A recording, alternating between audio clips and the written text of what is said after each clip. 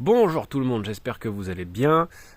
Aujourd'hui, R comme République, et n'ayez pas peur, contrairement à ce que certains commentaires laissaient entendre, c'est pas compliqué, c'est pas difficile. Je dois avouer que, étant dans mes petites études de philo, j'avais reçu d'Étienne Tassin un cours formidable sur ce que c'est que la République et comment est-ce qu'on distingue République et démocratie. Et la mémoire de cette clarté dans mes études va m'aider beaucoup, je pense, à essayer de vous transmettre une idée la plus claire et la plus limpide possible de ce que c'est qu'une république, de ce qui distingue république et démocratie. Bon, on va commencer par la chose élémentaire. Qu'est-ce que c'est qu'une république ? Une république, c'est un régime au principe duquel se trouvent des valeurs. Voilà. La République, c'est un régime politique dans lequel c'est d'abord des valeurs qui gouvernent, d'abord des principes qui gouvernent. Ces valeurs, ces principes pouvant être inscrits dans une constitution, c'est le cas la plupart du temps. Alors qu'une démocratie peut être indifférente aux valeurs. Ce qui fonde une démocratie, c'est la volonté de faire participer tous les citoyens au souverain. Faire participer activement, sous des modalités différentes, tous les citoyens au souverain. Mais ces citoyens peuvent choisir, en fonction de leurs intérêts individuels, telle ou telle valeur, et donc faire changer le régime politique de valeur, même si le système démocratique demeure le même. Une république, c'est essentiellement un accord sur des valeurs qu'on place au principe de l'action en commun. Voilà. On commence par ça. Alors caricaturalement, voilà, on va dire que la démocratie pure, c'est la somme des intérêts individuels qui se confrontent dans un mode de régulation des conflits, quand la République, c'est un ensemble de valeurs et de principes qu'on place dans un sanctuaire, qu'on sanctuarise dans la Constitution, et qui gouverne par la suite, en quelque sorte, indifféremment aux différents représentants de l'État, les destinées publiques. Je dis indifféremment en ce sens que ils pourront être de droite et de gauche, ils devront être républicains et donc se référer à ces valeurs communes. Ça peut aider cette idée-là à aller du côté de l'étymologie et à en ressortir indemne. Quand on va voir ce que ça veut dire res publica, la chose publique, on ne comprend pas très bien. En fait, ça veut dire deux choses, parce que chez les Romains, res publica, ça veut dire dans le fond les affaires publiques. Et par public, ici, il ne faut pas confondre quelque chose qu'on opposerait à privé, ça ne veut rien dire dans un contexte romain. L'opposition vie privée, vie publique date de la fin du 19e siècle.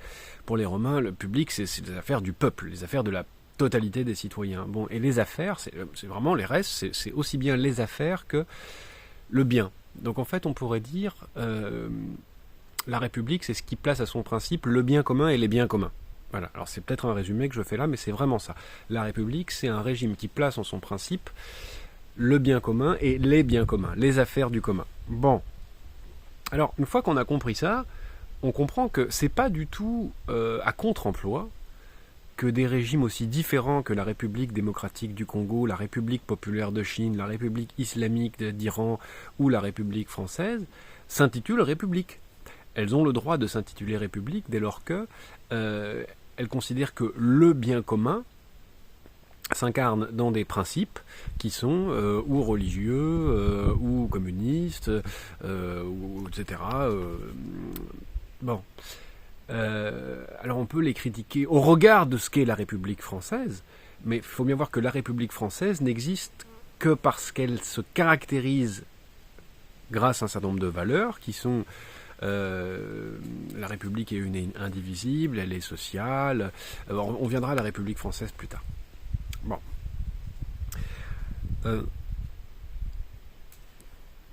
Toutes ces républiques, au Congo, en Chine, etc., en France, se caractérisent par le fait que on place au-dessus du jeu démocratique, on place au-dessus du jeu politique des valeurs qu'on sanctuarise. Bon. Alors, on se posera la question en fin de vidéo de savoir qu'est-ce que ça vaut quand une Anne Hidalgo, un Manuel Valls ou un Emmanuel Macron, excusez-moi j'ai dit Manuel parce que je pensais moi je suis Manuel Valls, pardon.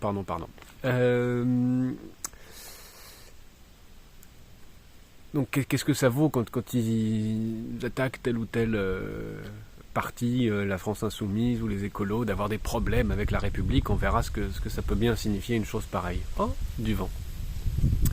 Bon, alors, on va maintenant parler de la République française. Alors depuis 1792, il y en a eu 5. Si sur l'essentiel elles se réfèrent toutes à la Déclaration universelle des droits de l'homme et du citoyen, elles n'ont pas exactement ni placé les mêmes valeurs à leur centre, ni mis les mêmes valeurs sous les mêmes mots. Donc il faut bien voir ça. Une république, ça dépend à un moment donné d'un consensus autour de valeurs qu'on place comme un bien commun dans la Constitution. Bon, alors, le premier article de la Constitution de cette République française, la nôtre, dit qu'elle est une et indivisible, et non pas unie et indivisible, comme disait la première en 1792. Elle est une et indivisible, c'est-à-dire que aucun parti, aucune faction, aucune minorité ne peut s'attribuer le pouvoir. Bon, par ailleurs, elle est pas fédérale, elle n'accepte pas de séparer la France en plusieurs États qui seraient différents. Elle est laïque. Elle est laïque, c'est-à-dire qu'au-delà de la séparation de l'État et des Églises, on dit toujours séparation de l'Église et de l'État, c'est séparation de l'État et des Églises. Au-delà de cette séparation-là, la République est indifférente aux religions. Voilà. Elle est indifférente aux religions. Ça l'indiffère totalement. La République est démocratique en France, en ce sens qu'elle cherche à assurer à chacun la dignité de citoyen et, à travers cette dignité de citoyen, la participation au souverain. C'est une de ses valeurs cardinales. Ça n'est pas le moyen, c'est la fin.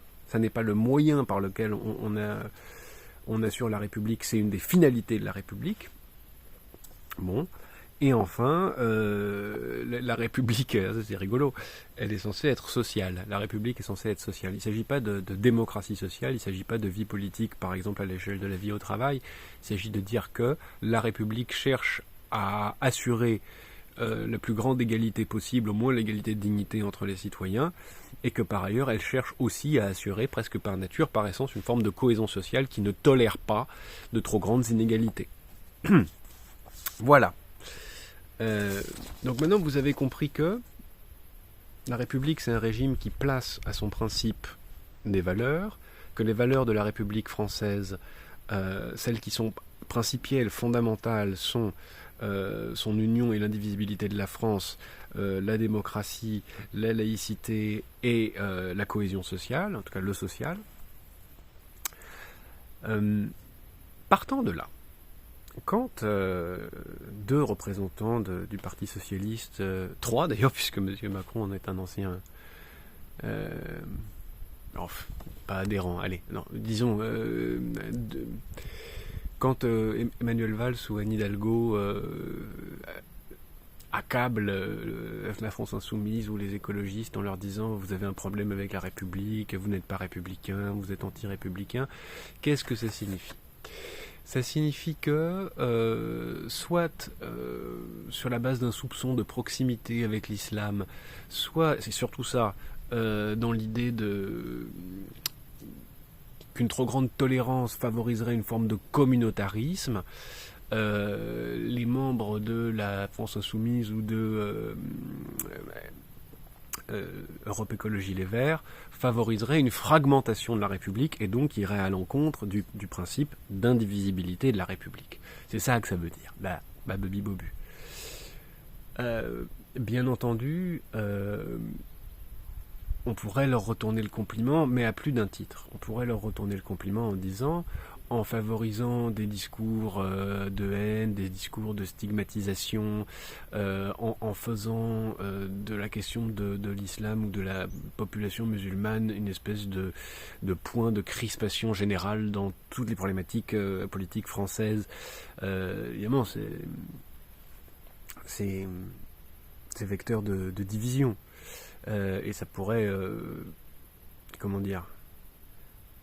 être considéré comme une manière de faire de la politique qui fragmente le pays. De la même manière, on pourrait se demander si on peut être libéral et républicain. On pourrait vraiment se le demander. Est-ce qu'on peut être néolibéral, ultralibéral et républicain ? Est-ce qu'on considère, quand on veut tout déréguler pour que le marché fonctionne, qu'il existe un bien commun au-dessus de ce marché ? Notamment si on place dans ce bien commun l'idée d'égalité et l'idée de liberté. Je pose la question parce qu'en fait, je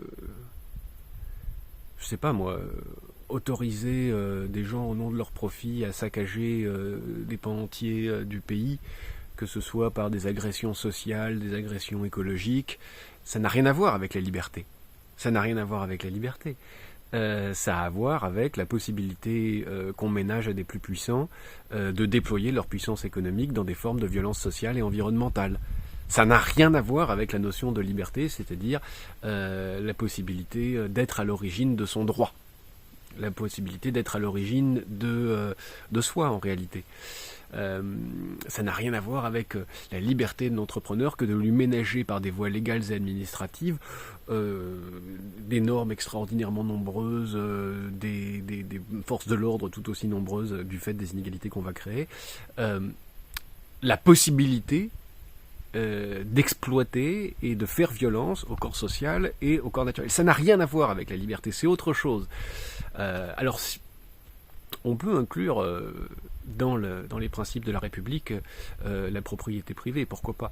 Mais quand bien même on sacraliserait la propriété privée, ce qui est le cas dans le fond très tôt dans le travail des premiers républicains français, ça ne signifie en rien qu'on autorise et que la Constitution actuelle autorise, sans rompre avec le corps de valeurs qui fonde la République française, le massacre social et environnemental du pays. Ah, bon, voilà. Dernière confusion que je voudrais dissiper.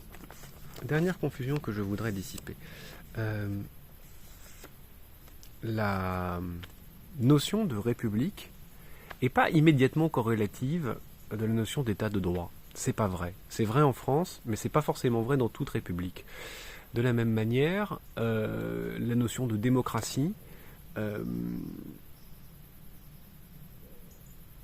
ne peut pas être dissociée de la notion d'état de droit, parce que pour le coup, elle y correspond quasiment immédiatement. Je m'explique. Qu'est-ce que c'est que l'état de droit ? L'état de droit, c'est une situation dans laquelle un citoyen a le droit à avoir des droits, et surtout, ce qui le fonde en tant que citoyen et non pas simplement en tant que bénéficiaire d'un règlement, des droits à réclamer de nouveaux droits. Voilà.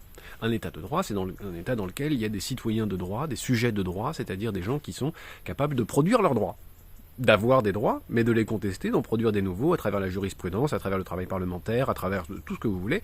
Donc, voilà. Mais ça n'est que la base. L'état de droit, c'est un état dans lequel il y a des sujets de droit, petit 1, petit 2, petit 2. L'état de droit, c'est une situation dans laquelle l'État protège le droit des citoyens contre lui-même. Ah. L'état de droit, c'est une situation dans laquelle l'État protège le droit des citoyens à avoir des droits contre le pouvoir de l'État. C'est-à-dire que c'est un État qui intègre des contre-pouvoirs à son propre pouvoir, tel qu'il protège sans cesse la qualité de citoyen, c'est-à-dire la qualité de sujet de droit à avoir de nouveaux droits. Et effectivement, on ne peut pas avoir de démocratie si ça n'est pas assuré. Enfin, en tout cas, pas de démocratie réelle. En revanche, on peut avoir une république, effectivement, dès lors que... c'est pas forcément une chose merveilleuse, hein, le régime repose principalement sur le gouvernement de principes qui sont sanctuarisés dans une constitution, dans une tradition, dans un texte fondamental. Voilà. Et moi j'en ai terminé avec ce que je voulais vous dire.